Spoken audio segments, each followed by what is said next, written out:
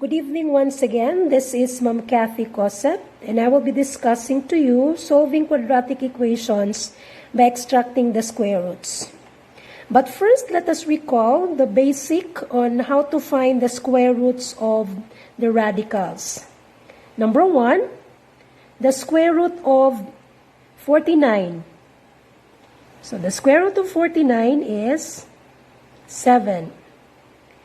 Number 2, the negative square root of 81 is negative 9.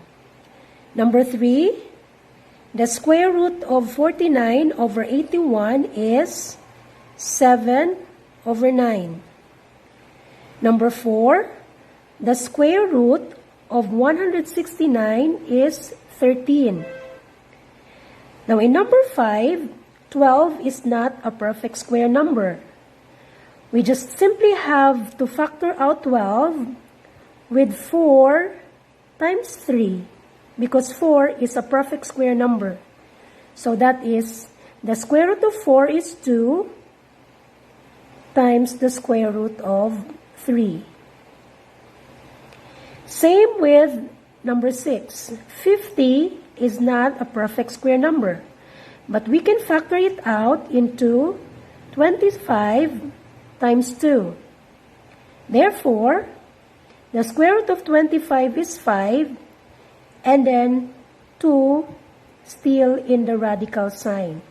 So we have 5 times the square root of 2 as the final answer. Now this is very basic when it comes to extracting the roots of the radicals. And you need to remember this because in the next part, I will be discussing to you how to solve quadratic equation by extracting the square roots.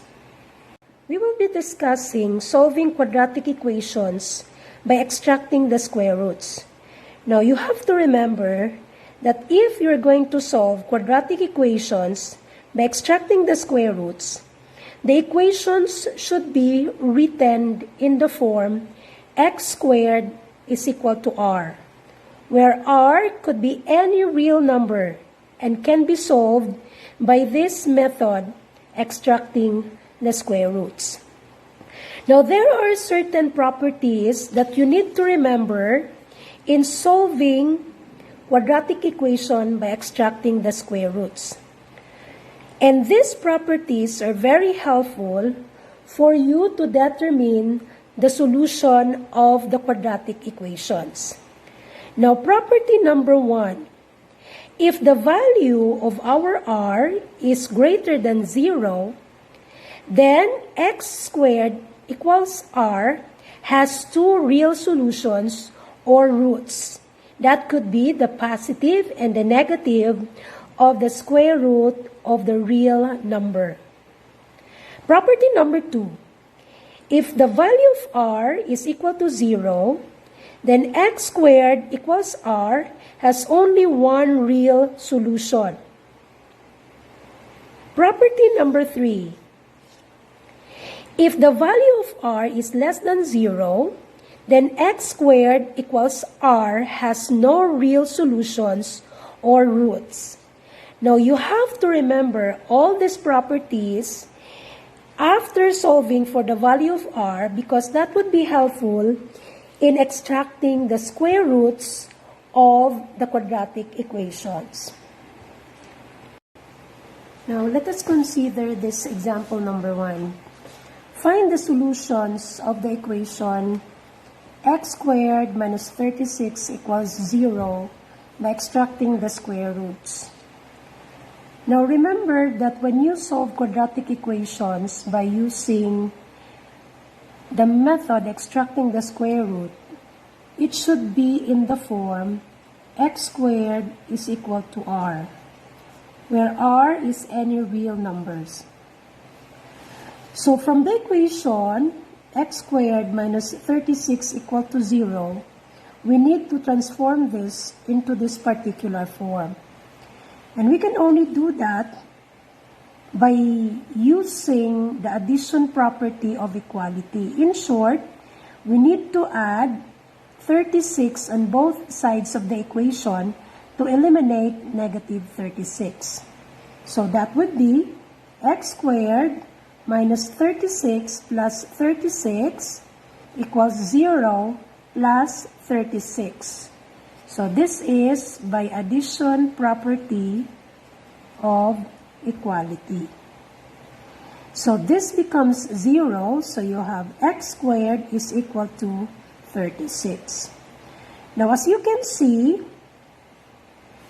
we were able to come out with the form x squared is equal to r, where the value of our r is 36. Now according to property number 1, if the value of r is greater than 0, then it has two real solutions or roots. It is the value of x with the positive and negative of the square root of the real number. So in other words, this becomes x squared equals the positive and the negative 36. So extracting the square root of 36, we raise both sides by the radical sign.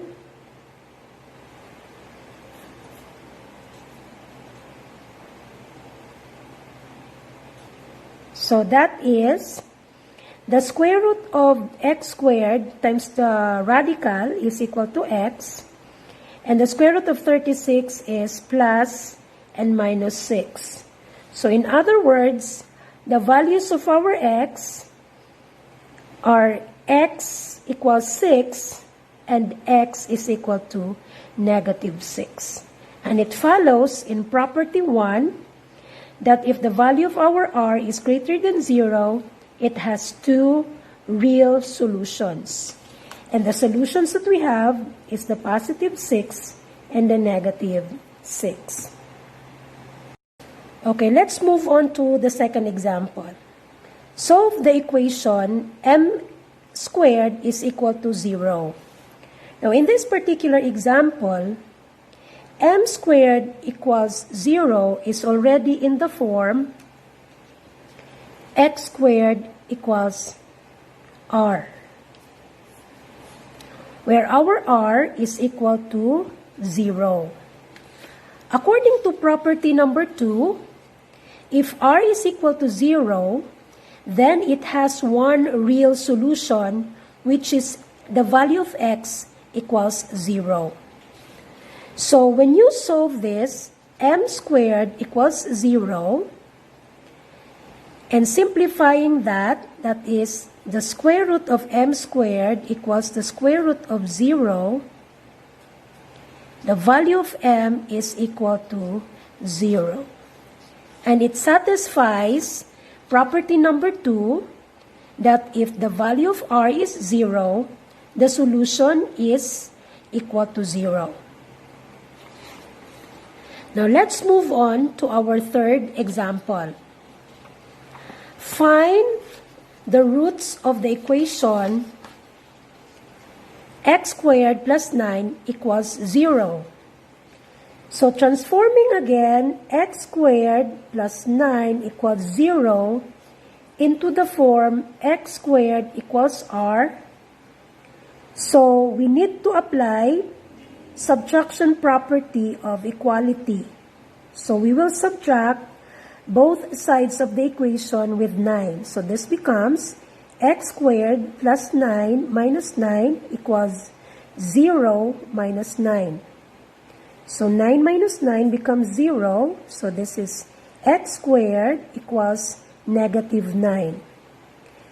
X squared equals negative 9 is already in the form x squared equals r, where the value of our r is negative 9.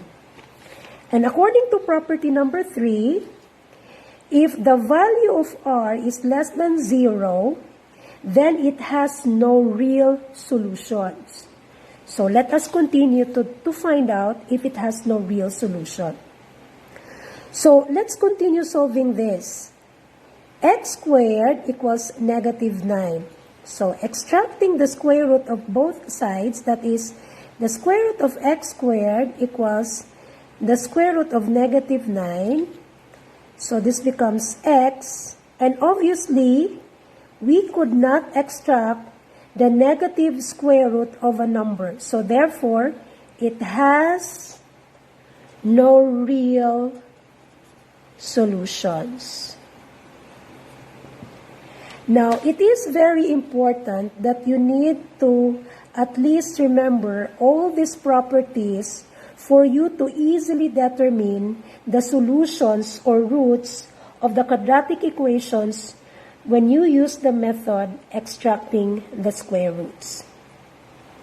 Thank you very much for watching, and I hope you've learned something from our discussion. If you have some questions, please comment below, and we will try to answer your questions. Thank you very much, and good night.